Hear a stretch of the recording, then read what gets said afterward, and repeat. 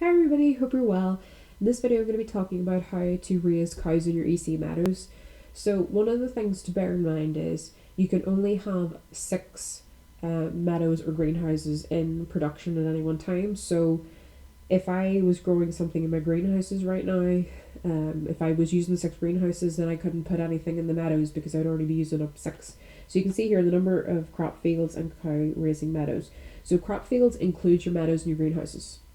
So if I had, say, 2 of my meadows right now growing crops and I had 2 crops in my greenhouses, then I could only, and I wanted to put cows in, then I could only use another 2 meadows to put cows into because I would have to have a total of 6 in all. So right now you can see it's 5 out of 6, and that's because I've got 5 meadows here with cows in at the moment, and I can also see the time that's left on those.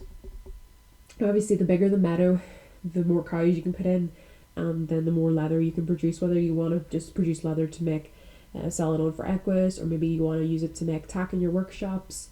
So I'm going to just show you. So if I click on 5 acres and I click on raising cows, you can see how much the expected yield is, how much it is, how many cows. So you can see it's going to be 5 Bradford. Now if we pick on the Longhorn, which is a better quality one, you can see that it is going to cost a little bit more. It's still 5 Longhorns, but the yield's better. Now, if I go up to 25 acres, actually, what I'll do first before I jump all the way to that particular field, I'll click on this one.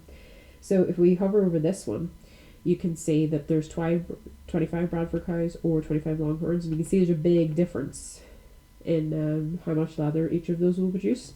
But there's one thing you can do to make raising cows just that little bit better, and that's the water truck.